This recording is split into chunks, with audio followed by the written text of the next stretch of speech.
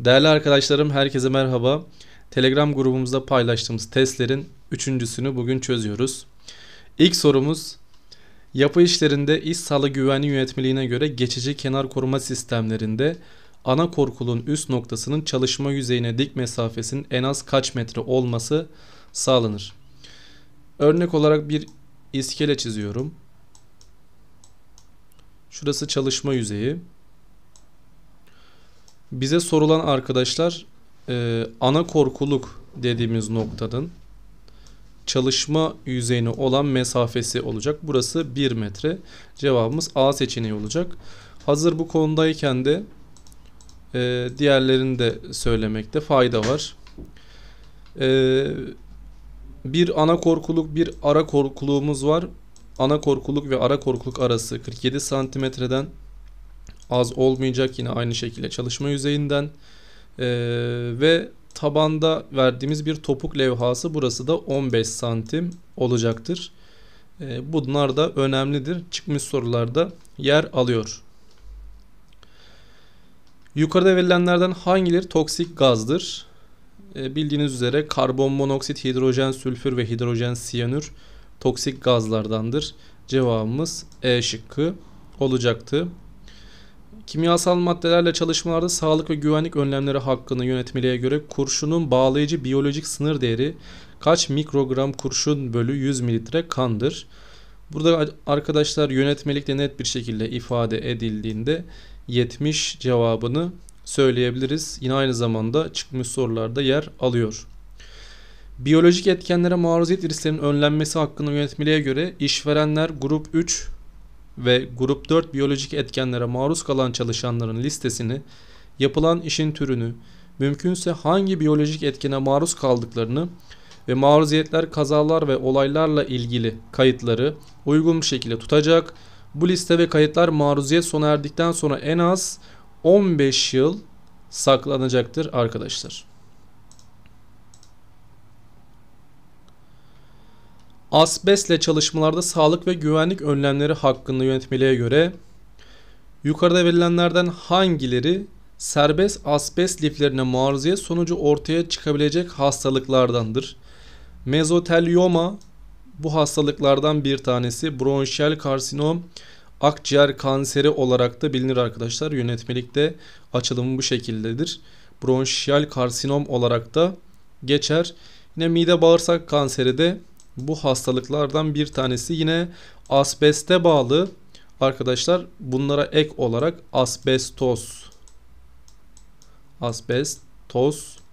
hastalığımız bulunuyor. Bunlar da bizim için önemlidir. Çıkmış sorularda karşımıza gelebilir. Cevabımız E seçeneğiydi. Aşağıdakilerden hangisi iş kazaları sonucundaki görünmez kayıplardandır? Yine aralık sınavında karşımıza gelen soru tiplerinden bir tanesi. A şıkkına baktığımızda ilk müdahale, ambulans ve tedavi masrafları direkt olarak, yani görünür masraflardan bir tanesi. Geçici veya sürekli iş göremezlik ve ölüm ödemeleri yine doğrudan kayıplar, görünür kayıplardandır. İşçiye ve yakınlarına ödenen maddi ve manevi tazminatlar doğrudan kayıplardır. Sigortaya ödenen tazminatlar ise doğrudan kayıplardır. İşletmenin, makinelerin, prosesin ya da fabrikanın bir bölümünün ya da tamamının kaybedilmesi ise görünmez kayıplar, yani dolaylı kayıplar olarak da bileceğiz. Cevabımız E şıkkı olacaktı. Radyasyon güvenliği yönetmeliğine göre toplum üyesi kişiler, bakın burada belirtilen toplum üyesi kişilerdir. Toplum üyesi kişiler için toz yılda kaç millisievert'ı geçemeyecek? Yine radyasyonun birim ifadesi sievert olarak da bilelim arkadaşlar. Burada yıllık doz sınırlarımız var. Toplum üyesi kişiler olarak bahsettik burada ama bunları arkadaşlar gruplar halinde yönetmelikte belirtmişlerdir. Birincisi radyasyon görevlileri için sorulur. Radyasyon görevlileri birincisi. İkincisi toplum üyesi kişiler için. Toplum üyesi kişiler için şöyle yazalım, okunmadı ama. Üçüncüsü de eğitim amaçlı olmak koşuluyla eğitimleri radyasyon kaynaklarının kullanılmasını gerektiren 16 ile 18 yaş arasındaki stajyerler ve öğrenciler için de radyasyon değerleri, sınır aralıkları vardır. Şimdi arkadaşlar toplum üyesi kişiler için etkin tozda yılda 1 milisievert'ı geçemeyecek. Cevabımız A şıkkı olacaktı. Yine özel durumlarda ardışık arkadaşlar, ardışık özel durumlarda ardışık 5 yılın ortalaması yine 1 milisievert olmak üzere yılda 5 milisievert kadar izin veriliyor. Toplum üyesi kişiler için, radyasyon görevlileri ve stajyerler için bu değerler farklı olabilir. Cilt için arkadaşlar, cilt değerleri için doz sınırı 50 milisievert olacaktır. Yine göz merceği için ise toplum üyesi kişiler için de 15 milisievert olacaktır. Bunları da hatırlatmakta fayda var. Aralık sınavında karşımıza bu tipte bir soru geldi. Çalışanların titreşimle ilgili risklerden korunmalarına dair yönetmeliğe göre el kol titreşimi için 8 saatlik çalışma süresi içinde günlük maruziyet sınır değeri kaç metre bölü saniye karedir? Yine titreşim, gürültüyle ilgili arkadaşlar buna benzer çok sorular geldi. Titreşimle ilgili yine aralık sınavında bu tip soru gelmişti sanırım, yanlış hatırlamıyorsam. Baktığımız zaman titreşimde biz el kol titreşimini biliyorduk. El kol titreşimi, bir de bütün vücut titreşimi vardı arkadaşlar. Bütün vücut titreşimi. El kol titreşiminde maruziyet sınırı ve maruziyet eylem değerleri vardı. Maruziyet sınır değerleri yazalım şuraya. Maruziyet sınır değeri ve eylem değeri olarak yazalım. Maruziyet eylem değeri. Bütün vücut titreşimlerde de yine aynı şekilde sınır değer var ve eylem değer söz konusu. Sınır değerlerde arkadaşlar eylem değerlerine göre daha fazla olacaktır. Bunu daha önce de söylemiştik. Konu anlatımlarında da söylemiştik. Baktığımız zaman zaten biz bunları gruplar halinde biliyorsak, sınır ve eylem değerlerini karıştırıyorsak daha büyük olan alacağız. Birincisi 1.1 diye bir değer yok. Yine 0.5 ve 1.15 arkadaşlar bütün vücut titreşiminin sınırları ile ilgili, sınır da eylem değerleri ile ilgili. Sınır değeri arkadaşlar 1.15 bütün vücut titreşiminde olacaktır. Eylem değeri de 0.5 olacaktır. El kol titreşimi bütün vücut titreşimine göre daha fazla değerlere sahip. Yine sınır değer 5 metre bölü saniye kareyken burada en büyük olan, diğeri 2.5 eylem değeri metre bölü saniye kare olacaktır.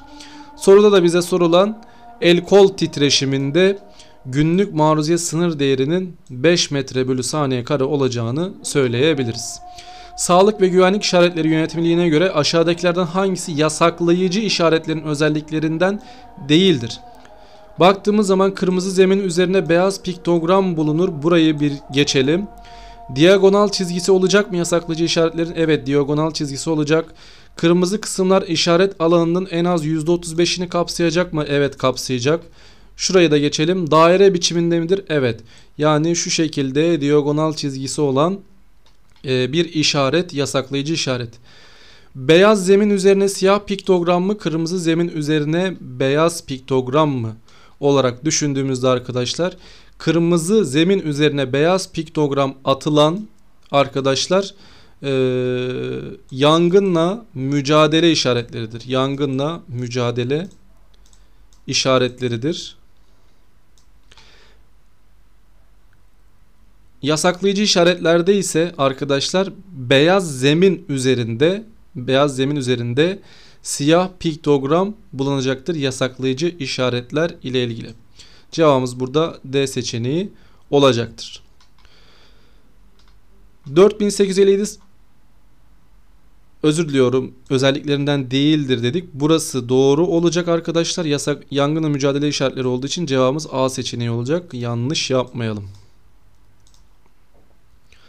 4857 sayılı iş kanununa göre asıl iş için belirlenmiş olan günlük çalışma sürelerine ek olarak bu sürelerin başlama saatlerinden önce veya bitme saatlerinden sonra, bakın çalışma sürelerine ek olarak demiş, günlük çalışma sürelerine ek olarak bu sürelerin başlama saatlerinden önce veya bitme saatlerinden sonra hazırlama, tamamlama ve temizleme işlerini yapacak olan işçiler bu işlerde günde en çok kaç saat daha çalıştırılabilir? Buradaki cevabımız arkadaşlar 2 saat olacaktır diyoruz.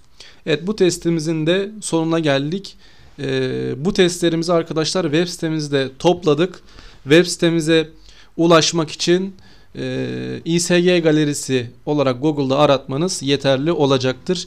Videoyu beğendiyseniz beğenmeyi ve bizi desteklemek için kanalımıza abone olmayı unutmayınız. Herkese hayırlı akşamlar.